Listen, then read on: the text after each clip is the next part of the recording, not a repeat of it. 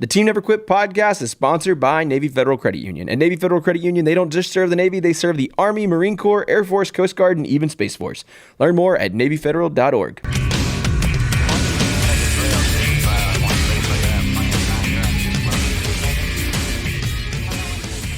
What's up, guys? Welcome back to another episode of the Team Never Quit podcast. Thank you guys so much for always tuning in every single week, listening to it, watching it, and most importantly, we appreciate every single one of you guys who have subscribed. If you haven't already, you need to check us out on YouTube because we're dropping new videos every single week. We drop full episodes and short mini clips as well to help you get that quick never quit advice you need. We've got like 83,000 plus subscribers on YouTube. We want to get that up to 100,000. So if you want to be a part of that, please check us out. Team Never Quits on YouTube. We're doing new stuff every single week. It's super fun. We've got a great guest in store for you guys today. Mandy Harvey is an award-winning singer, songwriter, and motivational speaker who lost her residual hearing at the age of 19. In addition to performing and speaking, Mandy has become an ambassador for No Barriers USA with a mission to encourage, inspire, and assist others to break through their personal barriers. Welcome to the show, Mandy. It's truly a blessing to have you here. So thanks for taking the time. That's really sweet. The theme of our podcast is the never quit mentality. And when Jen from GTN UTA told us that you were available to come on, we got so excited because Marcus and I watched you on America's Got Talent. Was it America's Got Talent? Yeah. That was a while ago, and we watched that over and over and over, and your story and your voice is just so beautiful. We were really excited that you're doing podcasts and stuff like that right now, so we could get a chance to talk to you. Yeah, well, it's a thrill for me as well. So thank you guys so much for having me. Your voice is one thing, absolutely. When you started telling how you sing and how you play, when you come from something like, I was never special either. It was hard growing up. So when you recognize somebody who has to go through adversity and how well they adapt to it, to where it's not an adversity, it's just the way this one is. Because we're all unique, right? Yeah. I always, when someone told me I had a disability, I was like, well, it was a distinct ability. I just had to learn how to train it. And then as you're going through life, your willingness to keep stepping into that was just mind blowing. So I literally can't wait to hear the tale. Hear your story. Absolutely. Are we already allowed to talk about it? We're going. This is how it is. It's just like this. Right. We're just chilling. I didn't know if this is how it is. We're just hanging out, asking questions, getting to know each other. Yeah. Well, for me, it's a very interesting way of wording it, I guess, because you have this mindset of people who have abilities versus disabilities. And I really do feel like that's just a lack of education, because every single person has different barriers that they're dealing with on a day-to-day basis. And the way that you go about your life and overcome your obstacles are going to be vastly different from mine. And I think that it gives us a beautiful opportunity to learn from each other, because your viewpoint and your perspective is going to be so tailored towards you, but it'll give me maybe thoughts and ideas that I would not have created on my own. And so people come up to me all the time. They're just like, I'm just mind blown that you've, kind of overcome your deafness. And I have to kind of remind them, I'm just like, I didn't overcome anything. I am deaf. That's part of me. I just, in a roundabout way, just continued doing music differently. It just took me a little bit of time to figure it out. Do you help other people with deafness or any other disabilities on how to learn? Like, can you teach others, and have you how done to feel that? music? Yeah. I think anybody can feel music. Everybody feels music first. Mm-hmm. It's a vibration that hits you, and then it transmits information into your brain, and you're like, oh, that's what C is. But being able to harness, I guess, the entirety of what I'm doing is tailored to me. And so I've taught classes, and I've done calls and kind of shown people the steps of what I'm doing on a day-to-day basis using visual tuners and feeling the vibrations as I'm creating the sounds, as I'm watching the sounds, and then kind of marking them off on my throat to almost like be able to play my throat like an instrument.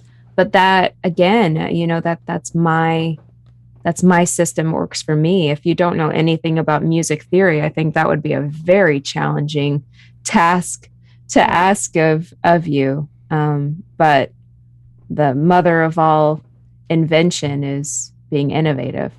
So I'm sorry, I'm fascinated with this whole thing. Because growing up, you hear about Beethoven when he went deaf, and then he would lean his head on the piano and play the tunes because everything is a vibration. Our voices, there are birds down here that have more vocal tones than we can even imagine. So all spoken word is inflections in a bark that we understand. Yeah. Correct? Correct. When people are like, "Oh, you're deaf." First of all, on this, from what we're seeing, I mean, I would have never guessed that, and I know it. I mean, you articulate the tone, the way you. Thank you. And you're welcome.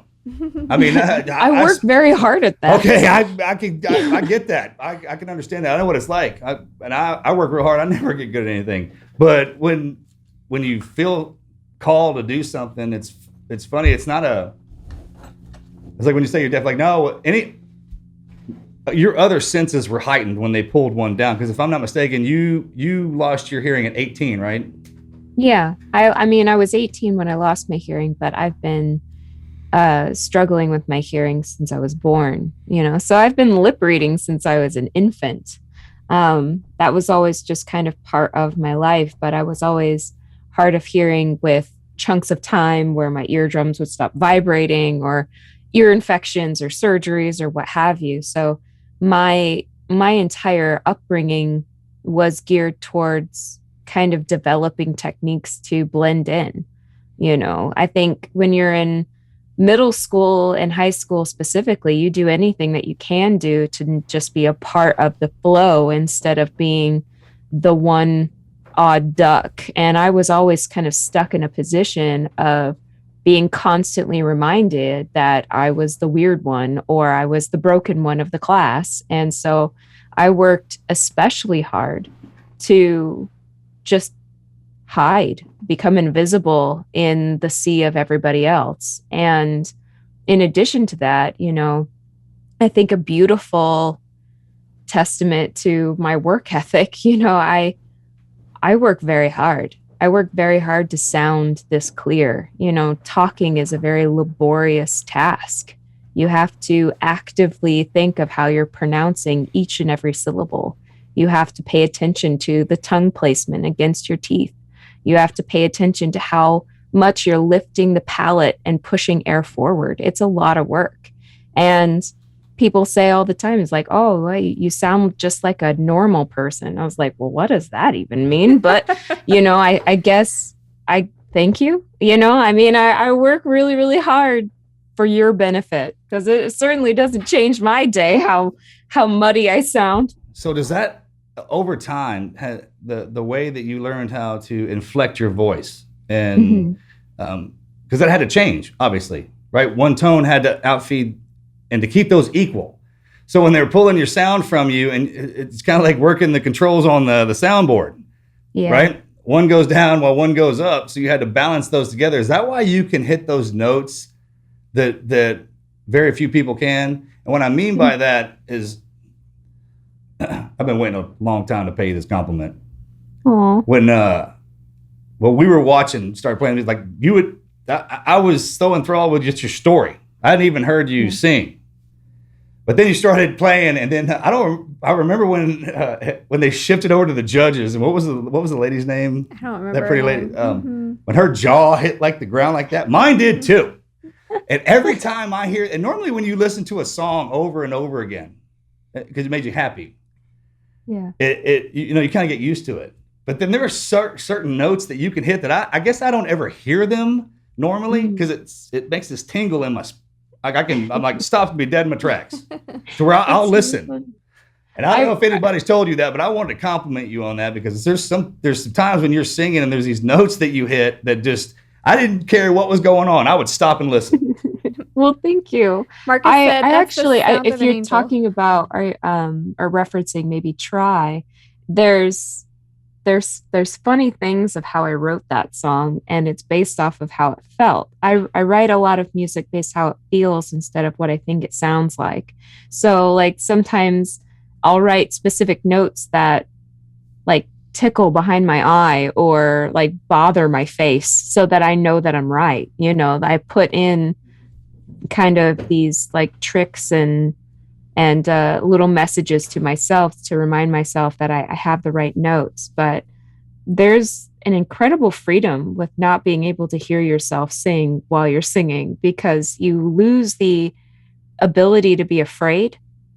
You lose the ability to judge yourself completely. So it's like, what's the worst that can happen at this point? My biggest fear growing up was losing my hearing, and it happened. So what can you take from me at this point? I sing the wrong note. Who cares? I'm here. I'm working hard. And all I can say and all I have control over is my work ethic and how much energy and time I've put into preparation. Because once I stand on that stage, I'm feeling the floor and I'm just opening my mouth and letting go. And then however it comes out, it comes out. I know that I've put in the work and I've tried my hardest and my heart is in the right place. The rest of it is arbitrary. Well, speaking of your story, we watched, the America's Got Talent, and we only heard like one sentence of your story. We would love to hear you tell your full story if you're okay with that. Yeah, I fell in love with music when I was 4. I was always a hard of hearing kid. And my mom put me in a choir class at church, I think to buy time. I think she was busy and she just kind of like stuck me in this room for free daycare for a moment. And everybody in the room was older than me. But they handed me the sheet music anyway so that I could quasi follow along because I don't think they knew what else to do with me. And it was the first time that I actually could see the words that they were going to sing as they were singing them. And I felt like I was a part of the conversation for the first time. Being hard of hearing, the most precious gift that you can have is communication. And unfortunately, in a world full of people who are not thoughtful of it, it's the one thing that I struggle with on a day-to-day basis. And so being in a room full of people who I actually knew what they were talking about, it really just lit me up and made me just excited. I've always kind of connected with music, but that was the first time that I felt overwhelmed by it. And I understood the power of not just the music, but truly community. That was what I was chasing when I went to school for music education. It wasn't to become a performer. I wanted to become a music educator. I wanted to give people the ability to have that feeling where they were a part of something. They were a part of a team. They were part of making something beautiful and allowing them to be a part of the conversation. And so my aspirations to become a music teacher was everything. And then I went to school for vocal music education. During my senior year, I started having a lot of surgeries. And during my freshman year of college, I continued having a lot of surgeries because I was born with EDS. It's a connective tissue disorder, Ehlers-Danlos syndrome. And so I have very poor ligaments and nerves and really any of that stuff. I break and fall apart. And I fell apart. And my body had adverse reactions to the medications for surgeries, and my body kind of fought itself and lost, I guess. And for the life of me, I can't seem to explain how joyful I am now versus how broken I was before.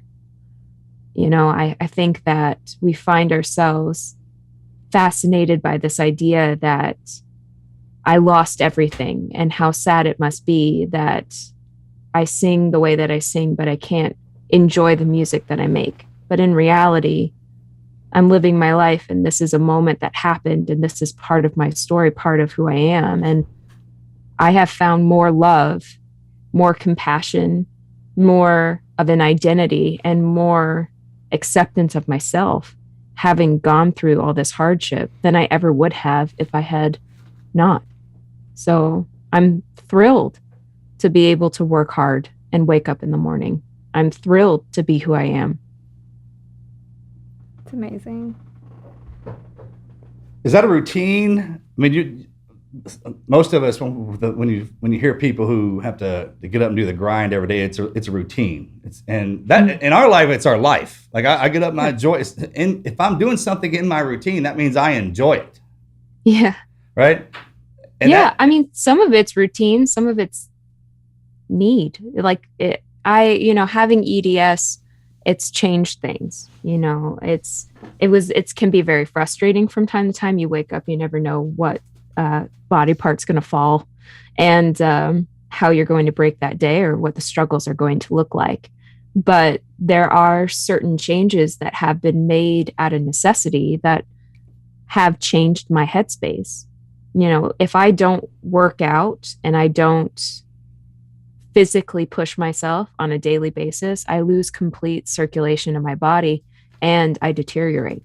And as far as dying young seems to be something I would love to avoid, it is a necessity for my life to do this for survival. So, if I look at it this way, if I don't work out my muscles vocally, I'll lose it. And if I lose it, I don't know if I'll get it back. So it's a necessity for me, just as much as it is a joy. But my motivation is different than a lot of people who just get up in the morning and sing because they want to. I sing because I need to. And if I stop singing, I'm afraid that I won't be able to find it again. All right. I completely understand that. Now I want you to look at it like this. You ready? Yep. Bring it on. The minute you roll in here, on your back, we're all butt naked, crying, can't even defend ourselves. You come in here to die. Mm-hmm. You're learning how to live while we're dying. Mm-hmm. It's a thing. Yeah. And we don't have any idea when we're checking out. You get one day down here. One. Yesterday is gone. Tomorrow, we don't know if we're going to see it. So as you push through it, I was trying to explain to myself why it is some of us have to go through things and others don't. And it's as we go through life, we're a blobbering mess in the beginning. But then life is designed to sharpen us into a blade. In my world, that's the way I have to look at it. And each person in our life is a stone. They're going to sharpen you, dull you, or polish you out. And when you see the blade on the mill, and there's sparks flying, and I mean, there's it making all kinds of crazy noise, the blade's probably thinking, man, what are you doing to me? But in reality, you're just getting sharpened. Yeah. And every time we have to go through something and you think that you're getting broken, you're actually getting broken through. One shell has to lead to the other. And a progression of one thing to the other to make sure that you don't skip a step in sharpening the blade. Right. I'll give you this one too. As you lost your hearing and you think that you can't understand. I mean, to understand what it's like to not be able to hear everything around you, you finally heard your voice. And you said that tingle behind your eyes, if you know that that's what how it's supposed to be, right? That's kind of where I feel it when you hit some of those notes. Yeah. Let's take a second to thank our friends over at Paint Your Life.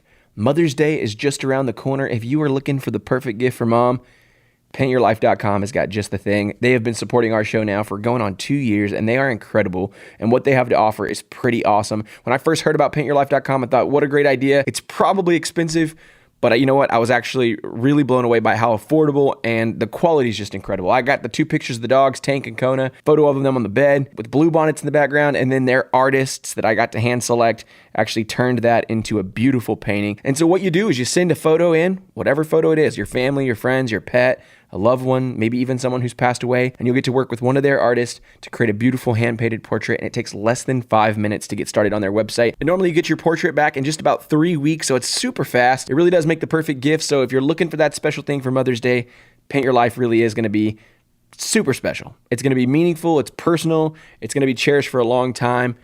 And we've got an offer for you guys. At paintyourlife.com, there's 0 risk, which means if you don't love the final painting, you're going to get your money refunded, guaranteed. And right now is a limited time offer. You're going to get 20% off your painting. That's right, 20% off and free shipping. So you don't have to worry about shipping a big painting. To get this special offer, all you guys need to do is text the word TNQP to 64,000. That's TNQP to 64,000. One more time, guys, TNQP. Text it to 64,000. Paint your life. Celebrate the moments that matter most. Terms apply. Available at paintyourlife.com/terms. Again, text TNQP to 64,000. And if you ever wondered what it was like in the audience, when you open your mouth, it's probably the same deafness that you have in your head. Yeah. And all we can hear are those tones coming out of your mouth. No one speaks when you start singing. That's what I noticed. I know that because I shut up. And I don't do that very much, especially in my house. So that in itself, when as you lose one thing, and you can always look at it like that, or it was ours never to begin with. Yeah. Every little hard detail about your life was designed to break something open. That's the only way we get tough. Yeah. Well, I mean, I agree. I'd like to challenge your thought for just a second, if it's okay. Give it to me. Come on. All right. The phrase, why some people struggle and some people don't. Everybody struggles. Just looks different. I think some people are broken on an obvious scale, and some people have mass brokenness in an invisible situation. Every single person understands pain. Every single person understands disappointment and failure. Not every single person gets the opportunity to understand joy or feel love. So I feel like while we do have this beautiful gift that we have right in this moment, we don't know what's going to happen the rest of the day. We don't know what's going to happen tomorrow. We also have a firm responsibility to be compassionate to people because we have no idea what's going on in their life. And I don't think that we all need to understand everything. I think that your journey that's making you tougher, making you stronger, making you a better person only is true if you allow that to be the case. With every struggle that you have 2 choices. You can allow one to let it beat you, or you can learn from it, get up off the floor, try again, and grow in the process. Absolutely 100% agree with that. And as we go through these cycles of life, the one when they're like, hey man, I had a setback, or you just had a set up. Yeah. And as we go through it, if you hit the bad side, and don't look at it as bad, look at it as like hard. Every emotion that you're born with has to be trained throughout life. If you want to experience joy, you're going to have to experience the other side of that. To experience pure joy and overwhelming joy, you'd have to go through some hard times. You can't base that off anybody else's life. That's why each life sharpens its own. One has to feed the other. So the minute you look at one thing as a bad thing, as it's hammering me down, like, no, I'm just back on the mill so I can appreciate what I got coming on the other side. And every time we step into something new, you know it's new and it's a blessing because it's hard. If it was easy, if the plan was already, like if when we read the plan and every little detail was on there, then we wouldn't even do it because it was already be written out. What fun is that? But sometimes the difference is time. You know, like I guarantee you, if you had talked to Mandy back in March of 2007, after being dropped from the music program, after being completely devastated and then entering into another surgery, figuring out how to walk again in the midst of all of this other crap that was going on. The one thing that I would have been upset with is if you said, don't worry, you're growing through this, you know, like right. in that moment, right. In that moment, I needed to be a person in mourning. Correct. I needed to be able to be sad. I needed to be able to process on my own time, so that I had the ability to realize that I was at the bottom of a well, needing to claw my way out of it. I didn't even know that I had landed yet. Because every time I thought I hit the bottom, I'd start trying to work up towards, and then guess what? Found out that I was actually towards the top already, and I had a whole other football field to fall back down onto. It just kept getting worse. But there's a beautiful thought in it of knowing that there's a lot of people sitting at the bottom of that well, and we're definitely not alone. We're not alone in anything that we do. And we have the ability to cheer each other on. We have the ability to remind each other, even if it's just by being there silent, maybe that's what that person needs to help them get to a point where they know that they're being milled or become stronger or I don't know, forged. I don't know all of your knife terminology, but you know what I mean? Yeah, like absolutely. some that's an active participation that has to be there. You can't just have somebody just tell you, oh, life's going to get better, kid. Because people told me that till they were blue in the face, but all I wanted to do was punch them in the throat. So Right. I needed time. Is your family super supportive? Who's your support system? Oh yeah. I'm beyond blessed that I have people in my life who have cheered me on and lended me hope when I gave up on myself and ran out. I think on the grand scheme of life, I have far more support than most people do. And it's one of the reasons why I talk about what I talk about. And I am the person that I am because I want people to realize that I want to give back. I want to give back the encouragement that was given to me that helped me pull through the change that was happening in my life and the change that will happen again in the future. I'm sure there's many more walls that I'm going to smack into between now and the end of my life. And thankful that I have people holding my hand every step along the way. Was there a memorable experience that kind of pushed you to that next stage? It's a series of memorable experiences. I'm a very stubborn person and it's hard for me. See, I guess, I don't know, maybe it's really hard for me to learn. But I seem to need to get like smacked in the face more than once before I really start figuring things out. But it's a series of things. I really don't believe that there was one eureka moment that made me feel not depressed anymore. It was a collection of moments, a collection of people being there, even when I told them I didn't want them to be. They were still there. People who encouraged and loved me, even when I was nothing but hateful. I had moments where people pushed me to do things that were far outside of my comfort zone that led to a completely different career path. My dad encouraged me to pick up a guitar again and play guitar with him, not because he thought that it would get me back into music, but because he missed playing guitar with his daughter. That was a moment that changed my headspace to say that music can be done differently. Feeling the music through my fingertips as we were playing guitar together, as I was pissed off that I was there in the first place and had no reason to be stuck in this horrible situation other than the fact that I love my dad and I respect him. So I said yes. And, that led to me figuring some stuff out. And then singing in front of a vocal coach who was a friend of mine, that led to me to singing at a jazz club. When I was a kid, I used to be the most awkward, afraid of people, socially disconnected person that I knew. I would vomit on people if I had to talk to them in person. I passed out. I would damn near wet myself, having to sing in front of others. And she's asking me to sing at a jazz club.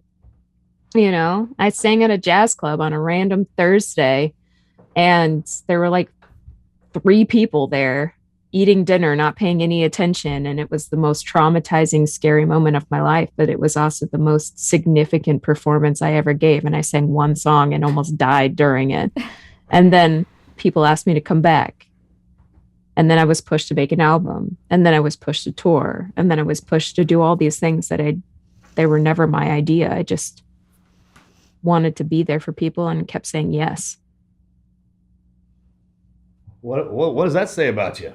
I mean, when I can't even imagine how tough it would be growing up as you're losing your hearing. Because I remember every time I would get my ass whipped, my father would be like, "What, you don't hear so well?" and the reason they say that is because the tones. Like a lot of times when you're trying to deal with somebody, if you can't, I can only imagine how you had to learn to read the body types.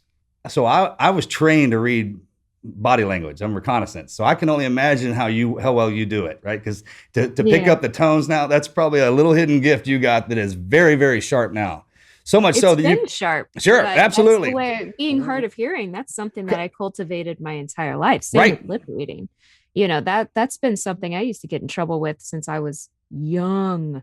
I used to like charge people 25 cents so I could tell them what they were getting for Christmas while I was lip reading from across the room and listening, quote unquote, into their parents' conversations. That's awesome training. So awesome. That's the little hidden secrets when people ask, like, how did you do this? You're like, hard work and this and that. You're like, all right, no, I used to sit back and give this quarter out and then they would talk and that's how we're trained.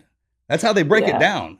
They bring experts in and like, hey man, if I was somewhere, I used to think that when they say the grave with no sound, when I would stick me underwater, when they would put me underwater, it'd pull all my hearing away from me. All I could hear is vibrations and tones.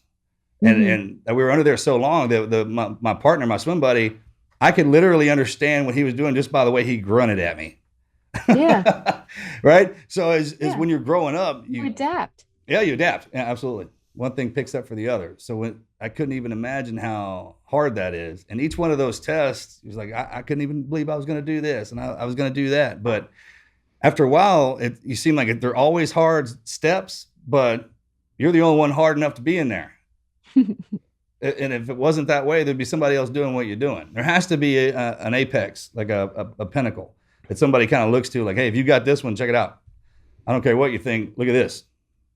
Oh yeah. Well, and I know people who are so much better than me. It makes me look like a child, like it's all on a relative scale, of what you're trying to accomplish. All I know is that I work extremely hard and I work harder than a lot of people do probably at the things that I work on. And so that's the only thing I really can control is how hard I work. So after your surgery, is it because of your equilibrium that you have to learn how to walk again? No, I had surgeries on my knees. So I had dislocated dislocated my leg at the knee when I was a senior in high school. And so I've had full dislocation. So ACL, PCL, MCL, and LCL just hooked replacements, meniscus. The only thing that's actually mine is my kneecap. And I kept having problems with dislocating and ripping through the ligaments. So I kept having to do surgeries again. And so, when you've done that big of a damage, and you're in a wheelchair and then you don't use your leg for such a long time, all of the muscles atrophy. And then you have to learn how to walk with the assistance of a walker. And then you go from using a walker to freestanding and free walking on your own, which is the scariest thing. It's weird because when you're a kid, when you're like a baby and you're taking your first steps, you're like, you fall over, you're not even afraid. Like as an adult, that you're going to hurt yourself, so you're like, you're aware how scary it is.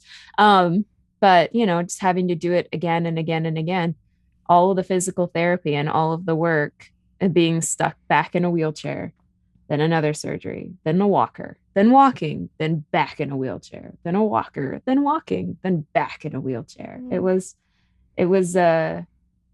draining to say the least, but it was a part of the time, and it gave me a lot of humility, and a lot of love from my mom. Boy, she really dealt with a lot. It's a beautiful thing to be able to have parents who actually are supportive and caring. And I'm very aware that is not normal for a lot of people. How do you handle that ongoing defeat feeling? Because I feel like that's in the world of our audience and, the Team Never Quit, community. Yeah. They experience that maybe once or twice in their life where it feels like they're just feeling defeated. And that's an experience that you might have to pursue on a daily basis. Yeah. I, at some point I was very numb, and that's a very dangerous game to be in, when you just shut it off because, you're trying to protect yourself, but in the end, you're actually doing far more damage. So I got to a point where I was so manic and so lethargic that I had trouble getting out of my bed to pee. And I remember days when I knew what the steps were. I knew how many steps it would take for me to actually go to take a shower, and how overwhelming and long and too far that was. It was just too far.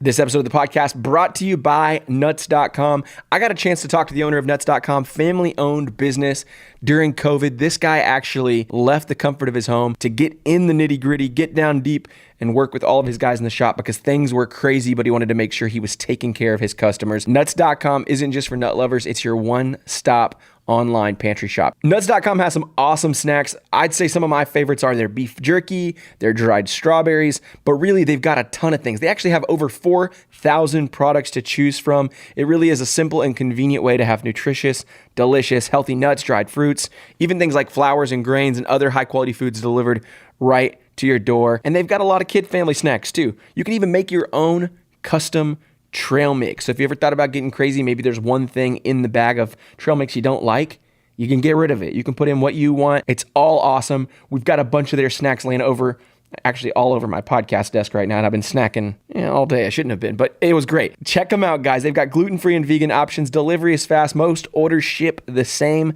day. New Nuts.com customers get free shipping on your first order when you text TEAM to 64,000. And remember, you support our show when you support our sponsors. So text TEAM, that's TEAM, to 64,000. You're going to get free shipping on your first order from Nuts.com. One more time, TEAM to 64,000. Terms apply. Available at Nuts.com/terms. Make sure you check them out. And then making little victories. I made point to find one thing about myself on a daily basis that I liked or that I didn't hate even. And sometimes it was something so arbitrary as like one piece of hair, this curl on my hair I like today. And then the next day having to pick something else. And soon you run out of freckles and you run out of stupid things. And then you actually start thinking about yourself and having to pick actual attributes of who you are. But I was encouraged out of it. I think the biggest difference between having to pick yourself back up after you've fallen apart, the difference is that I had people to lend me hope. And every time I've fallen apart, just like you were talking about getting stronger and being kind of pushed, you've learned something. Every time you get back up off the floor, you know that you've done it once. So it makes it easier to get up again. You're like, all right, I'm broken. I'm going to take a moment. I'm going to mourn the loss of who I was and express myself in this moment and be upset and say that that's a valid feeling, because everybody keeps telling you, just smile through it. That's not reality. Sometimes you need to cry and you need to be upset at the struggle that you're in so that you can really move on without resentment and know that I got up once, I'll get up again. Let's go. So you do that so many times throughout life. Yeah, at this point, I actually get excited about it. I was like, all right, I'm going to learn so much stuff today. I know, that's my point. I was like, I would get the back surgeries. When you were talking about the wheelchair and the bed and the down, there's a lot of in between and all that. Oh, yeah. You know what I'm talking about? Like that's there's a lot of bedpans. Man, it's just when you're sitting there and someone else is having to take care of you.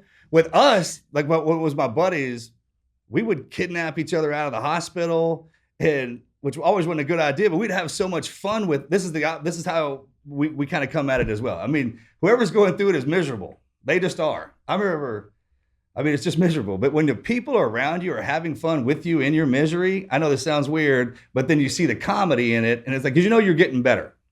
You never get battle weakened. You just get battle hardened. If we've been knocked down, the bones out of us laying there, world taken from you. Yeah. It's a real thing, right? Some of it's different, but the journey is different for everybody. And some people just don't bounce back up. Some people, it's either that they don't have the support system, they don't have the encouragement around them, or they don't make the conscious decision to try.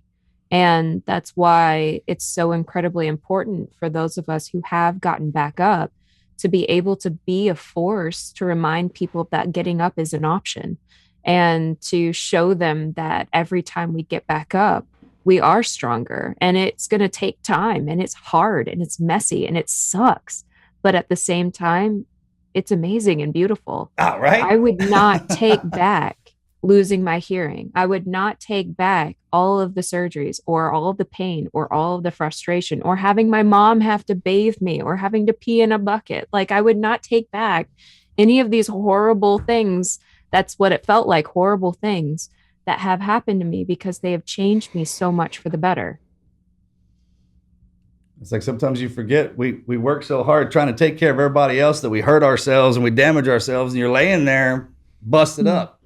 And that's kind of the point to where I had to look at it like detention on purpose, so they could take care of me for a second, to remind me how wonderful it was to have it, to have those kind of around me. And then those are the ones you get the most upset. It's funny, right? When you're healing and you're busted up, those that are around you trying to help you get better, those are the ones you yell at the most. I think it's a special kind of treat, a special gift you have to deal with people. Some of us when we're going through that, it absolutely is.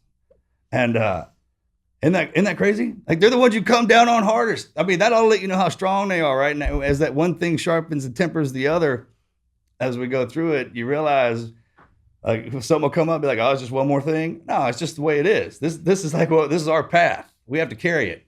I mean, I wouldn't want somebody else to, because I don't think they train as hard as I did. You know, you get to where you're working, we go through so much stuff, and you're like, hey, I actually love my burden because I learned how to get good at it. I learned how to carry it. So it's not a burden anymore, man. I put that sucker on. Right? I not only put it on, I wear it and let everyone else see it. Just think, if you could hear your voice, we probably couldn't. Yeah. Yeah. And what a great gift and I that think is. that at some point it doesn't really matter. I think I think more people are encouraged by the fact that you got back up off the floor than they really ever are about the accomplishments of what you've done afterwards, because the getting up and starting over is the hardest part. And being a person to be a living example that failure is real and that you have the ability to move past it is the biggest encouragement that you can be. So is that why we all have to go through something, so somebody else will have something to look at? Because no, I don't think that it's necessarily that you have to go through something. I think that's part of the human experience. This is a messy, broken world full of messy, broken people, and that's just life. My point exactly. It's going to be hard. I don't think that it's necessarily like, you know what, Mandy really needs to suffer today. Here, bam. I think it's more, this is a broken world, and we are doing our best to navigate through it. And in that, we need to find grace through how we live through our lives. So that's a great way to say that. We came into this broken world, and we're having to put it back together. And as we put it back together, we get broken. We get beat up. Yeah. And that way we put ourselves back together. And that's all part of it. Yeah, it has to be, right? You get to the point where we kind of experience a lot of things over and over again. Like you'll run into people. You're part of this team. Team Never Quit. That's why we name it that. I mean, some of us down here just always getting into it. Yeah. I mean, what is that? It's like we get good at something. You could be comfortable there. Then the next thing we go into, we think is just as hard as the last thing, and we wouldn't want to do it again. But yeah, we would. We're going to, right? We'll keep going at it, and that just kind of it shows everybody else in any capacity if they're going through something that so all of us have to, right? Just to make a move. We all come in, you get knocked down, man, you came in on your back. You couldn't even stand up. And I had buddies that their legs, they were laid up so long and they had atrophied. And they told me that it's like being born again, but you got your old mind. You got to get your body catching back up. You got to light that stuff, the muscles back up. And they just it takes a little bit of time. And then you get back up on step. And it takes a little bit of a lot of time, man. Right? I'll tell you what, right? For all those surgeries I had, my leg was atrophied for so many years. Like I don't even want to tell you how many years that took just to have a semblance of not a concaved leg. That was just I remember the first day I had like a baby bump of actually just not dipping the wrong direction. And I was just like, oh, it's happening, guys. It's happening. No, but I think it is an amazing thing to note that because of our differences, we really just don't know where people are. Because, it's just like you might have a physical pain. And then we're just shocked and shaken that these people who have millions and millions of dollars, who live in these beautiful houses and they have these beautiful jobs and they have all of these beautiful kids, and then they're completely devastated on the inside, and then they kill themselves because they're completely empty. And we're just shocked by like, why? He had everything. What is everything? We woke up this morning. That is a gift. Yeah. We have everything. They probably had everything that everybody else wanted them to have. That's why they weren't happy. But nothing they needed. Yeah, nothing you needed. Exactly. Yeah, that's right. That's how that works. You can get caught into that, or you can realize that you live your life for yourself and everyone's happy with it. And that's the blessing when they look at that. Like, man, I don't, not only do I don't have that, that's a gift. and trust me, there are some things, I tell you this all the time, when people are like, hey, you've been granted a great gift. I'm like, you can give a gift back, right? I was like, I don't know if I'd look at it like, I'm gonna re-gift. Yeah, I'm gonna re-gift. Can I re-gift this? Because, white elephant. Right? So when you're kind of sitting there thinking about it like that, like, well, it's more of a gift, or it's my task. It's what I had to deal with. It's my weight to carry down here to contribute. And in the beginning, man, you just think you're so weak, but the strongest things down here in the beginning get put in the hardest situations to grow them. Like the kind of mustard seed deal. It grows, it starts from nothing, but the more pressure you put on it, the bigger it grows. And that's the same way with kids. I mean, Melanie and I have kids, and we raising them things up. They're tough. Them suckers, man. Kids will suck the life right out of you. Suck the life right out of you, man. I'm one of 4, so I think we did a good job. Well, for sure. Yeah, they did. Your parents did a great job. No, I was sucking the life out of them. There's 4 of us. It's always difficult. Sure. Yeah, one for each hand. That's what they said. It. But when there's only one parent, then we outnumber you, buddy. Let's go. Yeah. Does everyone in your family sing? No. My older sister Katie is a graphic designer and just a brilliant artist. And my younger sister Sam is an educator. She's got her degree for special education. And then my younger brother Josh works in, I think, security something or other. I don't know. He does something, and I'm really horrible keeping up with him as far as his like work stuff. But he plays guitar and does sing a bit, but nothing. I'm the only one in the family who does anything quasi-professional or consistent. What about your parents? My mom was a teacher. So she worked as a middle school teacher. She did science and then later computer and math. And now she works for a rheumatologist office in Colorado doing billing and coding. And my dad worked for a church for a long time, and he wrote curriculum, and then he became a college professor. And so a lot of education. That's awesome. For both of them. A lot of education. Which is amazing. If I can take like 2 seconds just to take all the time you want. To glorify my dad for a second, if we're talking about changing your future and becoming a stronger person. My dad came from trailer trash. That's what people would say. He's the only person in his family to have graduated high school while in high school. I think my one uncle might have gotten a GED now, but he ended up going to college, and he was the first person in his family tree to have gone to college. And he was highly encouraged that he was incredibly stupid and that was a dumb thing for him to even think was possible. And he had people in his life who believed in him so much, they helped him find ways to pay for his education. And he worked jobs and put himself through. And now my dad has like 2 bachelors, 2 masters, and basically 2 doctorate degrees, and does multiple languages, So it's like he came from an entire surrounding of not good enough into proving that he was himself. And I think that is instilled in me a lot of you just don't know me yet.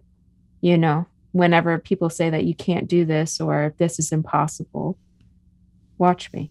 Yeah. And I think that that's just something I was born and raised with.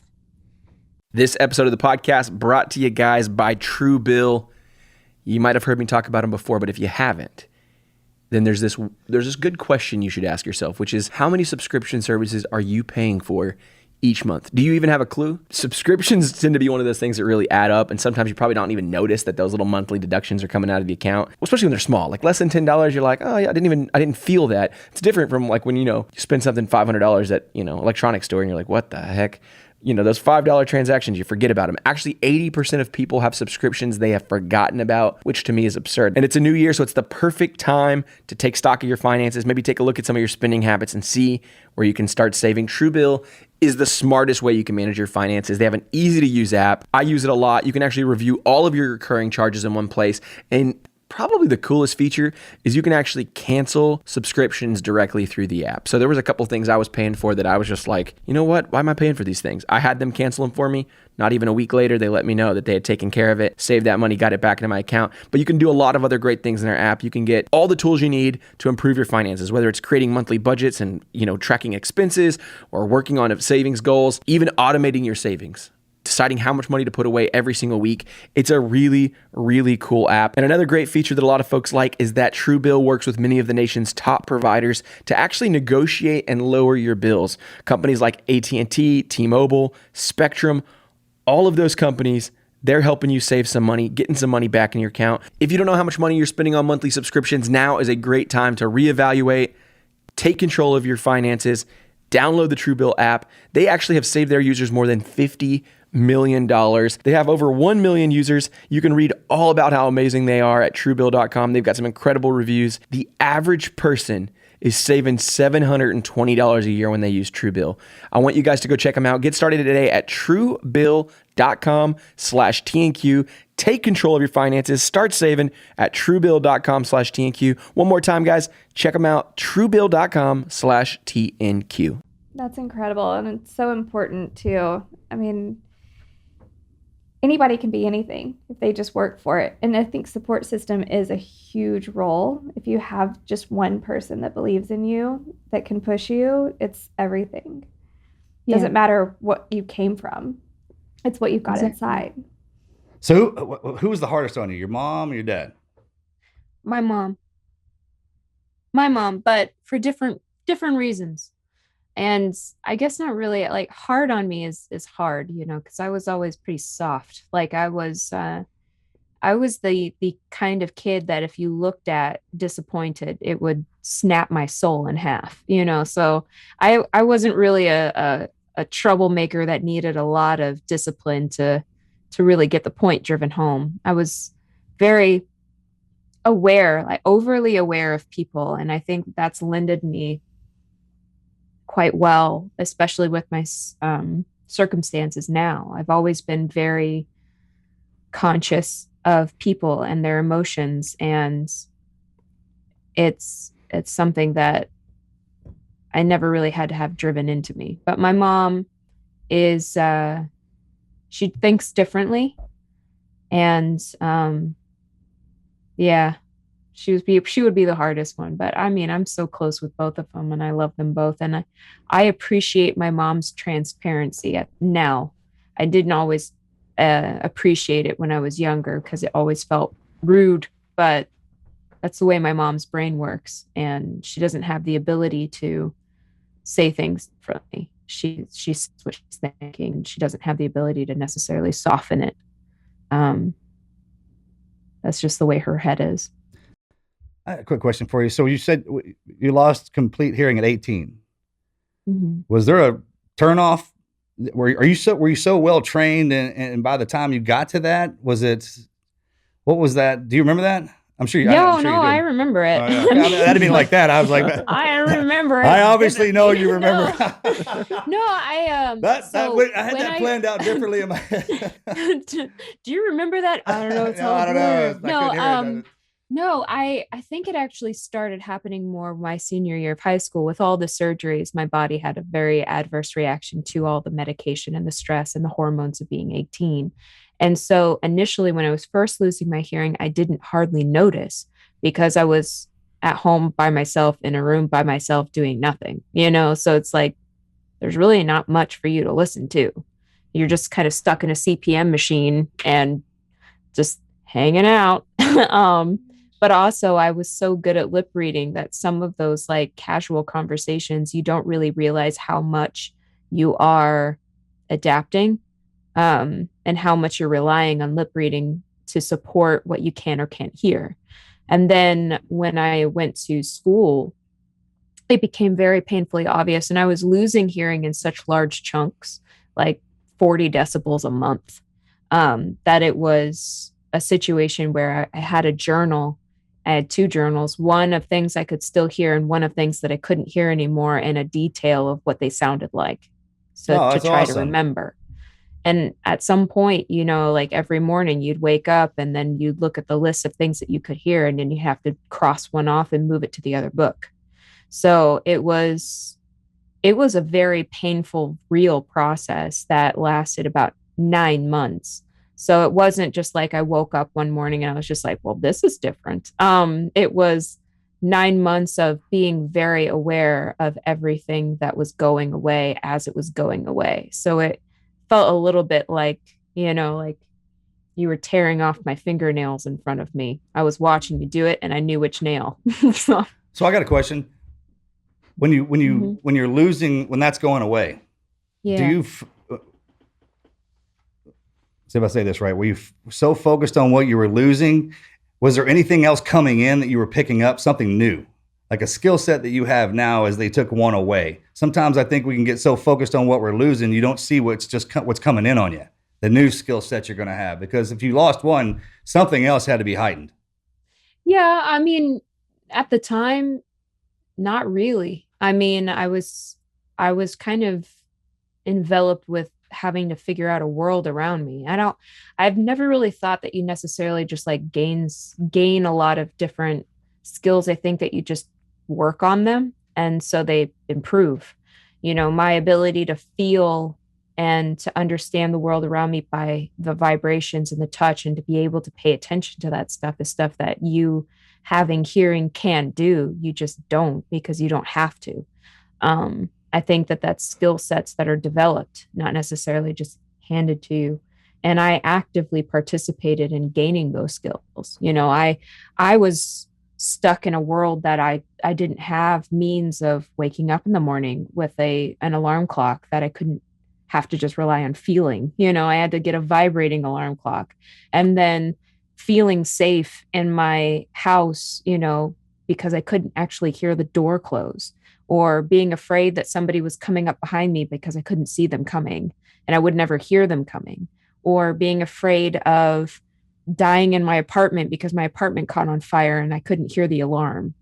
You know, like there are so many things that I was actively trying to navigate through that at the time there was too much going on for me to even care that I was improving other skill sets. That took me, I had to navigate the brokenness first before I could appreciate the blessings in it. Do you still have those journals? I have chunks of them in different places. I've got one somewhere in a box over there. They're the one that was the book that had all the sounds that I could hear. When I finally crossed out everything on the list, I had a celebratory burning of it and danced around it with a passion and had a full day. I don't think you're supposed to light things on fire inside of a dorm room, and I don't think anybody actually knew that I did it, but it was a wicked awesome experience. Sure you are. Whoever told you that's not the truth. That's exactly. Yeah, don't light things on fire, kids. I actually, But I do that. it was a Yeah. moment. But I definitely have journals from when I was there. I keep journals too every day. And what is funny, like you're not supposed to burn stuff. I remember when I transitioned from being when I started SEAL training, everything that I had taken in before that, we burned it, and all you had was what was left. And it was kind of it was like, hey, the past is the past. We're in this right now. There's no looking back. I was like, everything that we had to go through was designed for a reason in the hardest way. And I look back on the stuff that I had written down before, kind of with the hard times, but looking back, how beneficial it was for me for something to be taken away, or I had to go through this because it granted me this. And we say age is rank because you can't get ahead of it. You're stuck in it, right? So as you go through each age, especially if you have siblings or close friends, you can learn something that they're older that they're going through, but we still have to go through it. You kind of have a contemplation of what's going to happen, but the best part about life is that we get in there and have to go at it. And I was so amazed by the fact you say you feel the vibrations through your feet, right? When you play? I feel it through everything. I use the floor of my feet to keep in time rhythmically with the drums or the bass. But I kind of designate different body parts for different instruments at this point. But yeah. And they don't run any sensors over to your feet or anything like that. It's just you standing there, right? No, if they added more vibration to it, I think I might throw up. Like it's right. It's so you can feel that much. So much when that's going down. When all that stuff's close to you and those vibrations are going off, you can feel that vibrating up, and that tells you.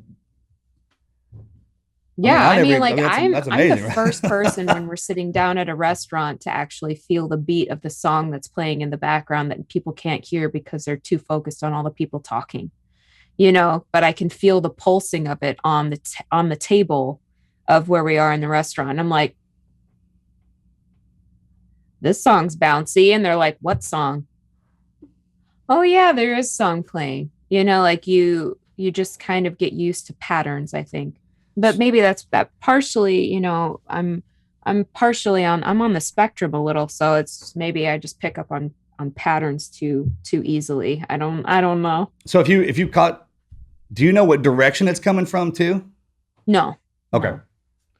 No, not always. I mean, sometimes something will drop on the floor and you can feel that it's on the floor. That's what I'm talking about. Or you feel the vibration through the floor, but actually it was on a countertop somewhere, but it traveled through into the floor. So really, you typically just tend to look at the area of your body that felt the vibration and then just kind of look around to see if you can figure out the source. Today's episode of the podcast brought to you by Athletic Greens, the most comprehensive daily nutritional beverage I have ever tried. There's a lot of things in life that can weigh you down, a lot of stress, and typically we're not giving our body the nutrients that we need, and we're probably not following the right kind of habits that we need to really get the things our body needs to thrive, whether it's busy schedules, poor sleep, exercise, or stress, or maybe you're even not eating the right kind of foods. This is really where Athletic Greens helps. Their daily all-in-one superfood powder is your nutritional essential, by far the easiest and tastiest habit you can add to your health routine today and empower you to take ownership of your health. It's really easy too. No more multivitamin here and this other vitamin here and this other supplement here. No, one tasty scoop of Athletic Greens contains 75 vitamins, minerals, whole food sourced ingredients, including a multivitamin, multi-mineral, probiotic, a green superfood blend, and more that are all going to work together to fill those nutritional gaps in your diet. It's going to help with increasing energy and focus. It's going to aid with digestion and really help you support that healthy immune system we're all going for. Especially in Texas, we're getting hit hard right now by the allergies. So nothing better than that one scoop of Athletic Greens. They are continuing to obsessively improve their holistic formula based on the latest research, producing 53 iterations over the last decade, and that number is still climbing. You guys need to check them out. It's lifestyle friendly. Whether you're eating keto, paleo, vegan, dairy-free, or gluten-free, their formula contains less than 1 gram of sugar, and it doesn't compromise on taste. And they're going to hook you guys up with a free 1-year supply of vitamin D and 5 free travel packs with your first purchase. So check it out. It's athleticgreens.com/TNQ. You're going to join the health experts, athletes, health conscious go-getters, and all of us here at Team Never Quit who are making that daily commitment to their health every day. All you guys need to do is visit athleticgreens.com/TNQ. You're going to get that free year supply of vitamin D and 5 free travel packs today. You guys go check them out. Get your immune system where it needs to be. It's only one scoop. Come on, guys. Check them out. athleticgreens.com/TNQ. I have yet to become Yoda-like to be able to say, all right, that came from 12 paces to the left. But you never know. Maybe one day that would be wicked awesome. I mean, with sitting there with your eyes closed when you play, and you can feel that. Can you feel somebody tapping their foot under the table, so you would know that they were nervous. That's super annoying. Yeah. Right. So if you're sitting around somewhere and there's underneath, everyone's at the table, you can feel that if someone's tapping their foot violently, that's nerves. Not even violently. They can be touching, like tapping it very gently at this point. Like, yeah. I mean, it's an extreme sensitivity that I've developed. You know, I did it intentionally because I wanted to be able to understand the world around me very, as colorfully as I could. However, like in my office, in my room, just around the corner, I have like a swinging chair so that my feet and my whole body get off of being on the floor, just so that I can give myself breaks from having to feel things as much, because I get so sensitive to it now. You just feel like you're in a washing machine. You're just like, geez, please just stop moving. So could you teach someone who still had their hearing to have that skill set? Or would you have to take that from them? No, everybody can do this. Like I started with balloons. If you blow up a balloon and you hold the balloon on your fingertips and you have a stereo and you're playing music or even talking into it, you can feel yourself talking. You can feel the music amplified on your fingertips holding onto this balloon. You'll feel it in an intense sort of way. And that, building up your sensitivity on your fingertips is kind of like where you start. And I show kids how to do this and adults how to do this all the time. But, just like anybody can buy a balloon. So what are you doing now? I'm working on an album. So, I mean, I'm doing a lot of different things. Are you teaching? Are you teaching? I do a lot of workshops. I do a lot of speaking or keynote speeches. I perform a lot. I've been doing a lot of virtual concerts or making videos and posting them on my Patreon account. Hopefully when the world opens up a little bit, I can go back on the road and tour. I was touring a lot, and that would include visiting a lot of schools and doing concerts in the evening. But during the day, I'd actually visit a lot of schools and talk to kids around the country and around the world about embracing failure and about chasing your dreams and understanding that you can modify your dream, and just general encouragement. But in addition to that, I'm working on writing. I wrote a children's book over quarantine. I did, lots of things. I like to do a lot of things, and that's awesome. I'm excited to see what kind of mischief I'm going to get into this year. Children's book, you need to write a book to go into the special forces. And literally that skill set that you have, because of what I learned how to do, is sitting there, laying there, watching and how people react, and then the vibrations and to pick that up. People can't even believe that. We wish I could do a workshop for them. That's what I'm talking about. Like the nitnoid stuff that you thought was just not important, like the balloon or what I had to do here. I mean, like with guys like me, we like it when you break it down like it was simple. I mean, make it just tell me if I had to have a balloon and then hold some foil and stick my other foot. I mean, you just tell me to do that, right? And it teaches us things that normally in our trade craft we wouldn't be gifted to have. Sure. That's a real thing. I'd start with a balloon, though. You don't have to really do anything else. All right, I'm gonna go out there. Hold the balloon. You can talk into it, have somebody else talk into it, or play from the stereo and hold on to your fingertips. But past that, like all of this is a development through time. Sure. It's I think people forget that it's been over a decade for me, and over a decade of working 10 to 16, 18 hours a day. It's a lot of time. What was the culmination on all that? Was when you went out and performed Try for the first time? I mean, of the work? No. When you sure, absolutely. I'm talking about like when you were up there. I mean, no one has any idea how hard it was to go through that, to sing that song up there, to get that. But when you sing that song, it makes me want to try. I mean, you can like feel that. Did you see the part? You see the part though when I start giggling when people that's my start favorite standing part. up and scream. So do you want to know why I giggled though? Please. Because I didn't think it was cool. You know, I wasn't laughing because I was like, look at them. They're cheering me on. In my mind, I was just like, you guys are ruining this for me because they're like making all this noise. It's shaking the stage and I couldn't feel the band anymore. So I laughed because in my head, I was like, I just went rogue. You know, I was just like, they'll follow me. Like I'm freebirding it now. So that's what happened.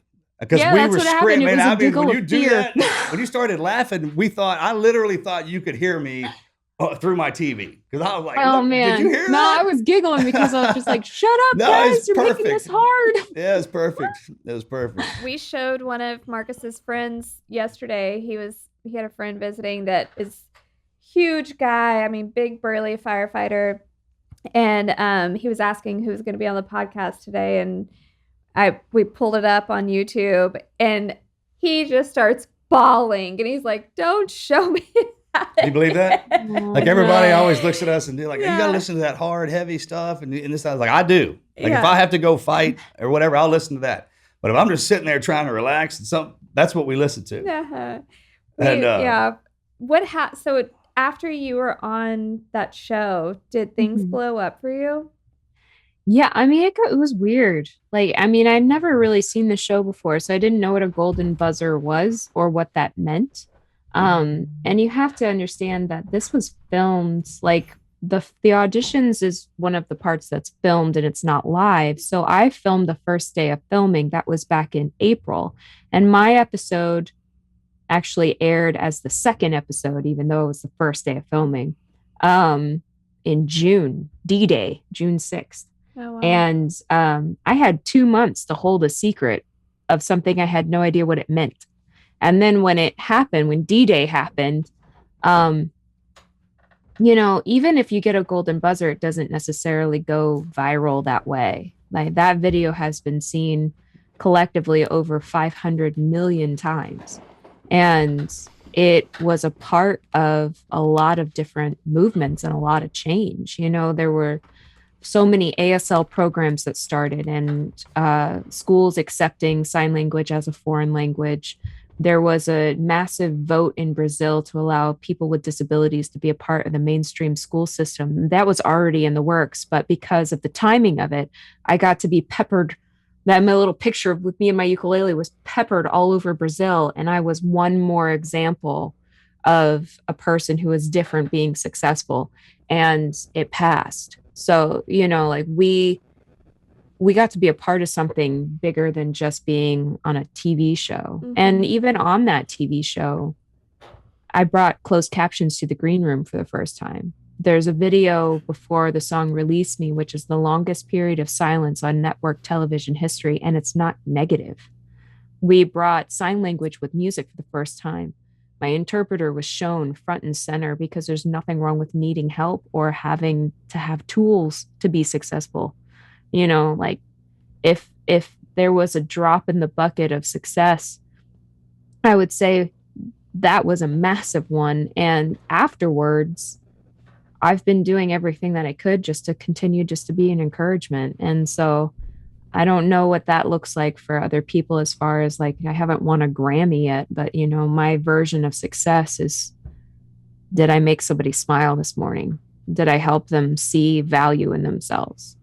Because that's what I'm aiming for on a daily basis. Well, you made us smile. We love your song, and thank you. I mean, it's so funny how everyone that we share it with. When it's where you're brought up, because in our world we learn sign language so we can be quiet. It's a special skill set. It's part of being special forces. All of our signals and codes and everything. And then some people, it's all how you. It is a foreign language, but it is a special language. And when people who speak it, and when you have that, it's kind of funny because some of us work so hard just to get that into that ability. Isn't that funny? Granted, with everything else, but we in our community we work so hard to get into the ability where we don't use our voice. We're quiet, you know, all that.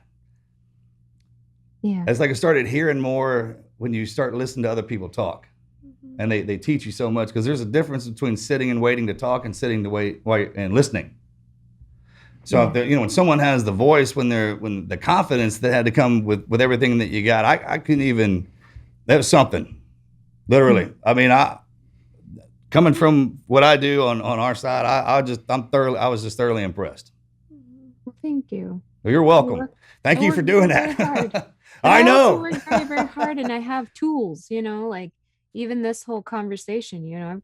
I've got captions on my side helping me out here. So it's just like you do what you got to do to be successful, and sometimes that means you got to be innovative. So I was wondering that. Because I have a Texas accent, and it gets worse as I get more excited. So I bet some of that stuff coming across that screen, like I don't even know what they're saying. Just the whole alphabet. We would have never known. I was wondering if some of Marcus's words were coming out wrong because his accent is so thick. I think it's pretty bad. It's doing pretty well. I mean, like when you were starting to talk about knives and sharpening and stuff, it got really kind of muddled. But I knew the general idea. It's muddled over here too. Okay. All right, it'll make sense to somebody.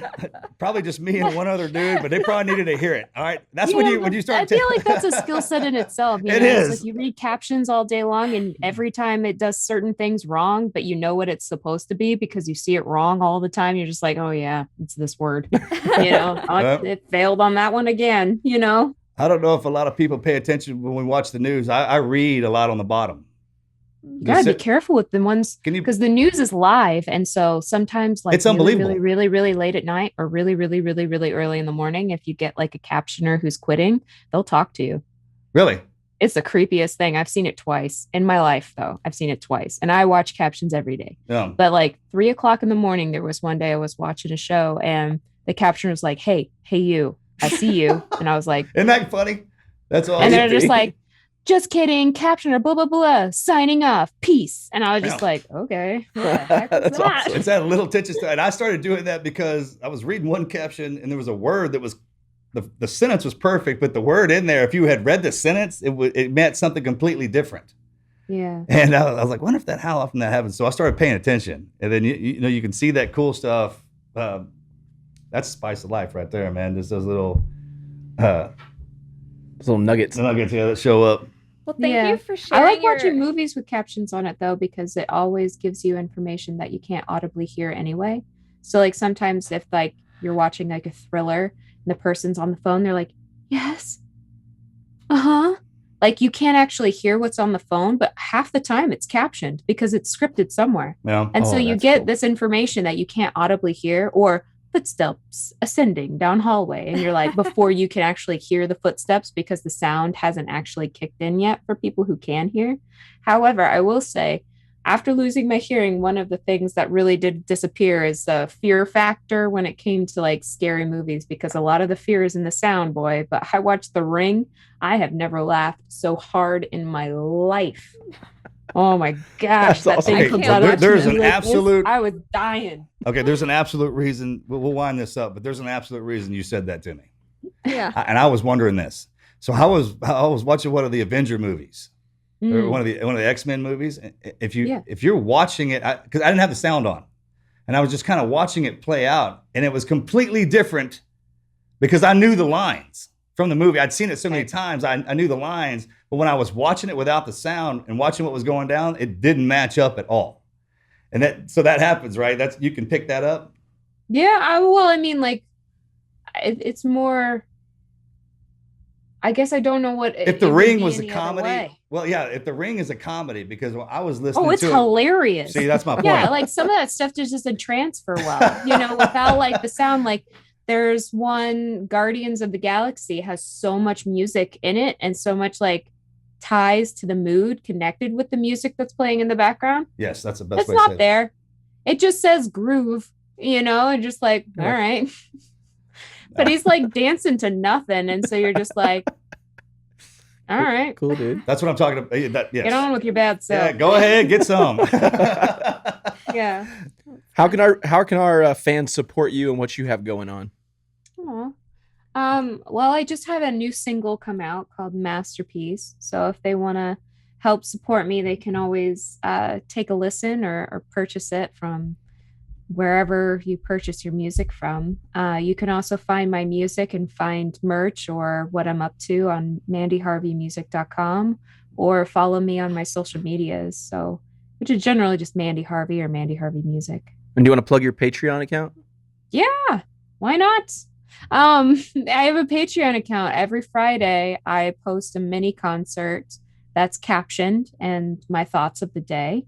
And I did it because there were so many concerts and things that were coming out, but there was no accessibility for those who needed the captions. So I actually take the time and I personally caption the videos myself, so that even though it's just me, I do a lot of covers by request or music that I've written. It's painstakingly captioned just for you. Oh, I love it. That's so awesome.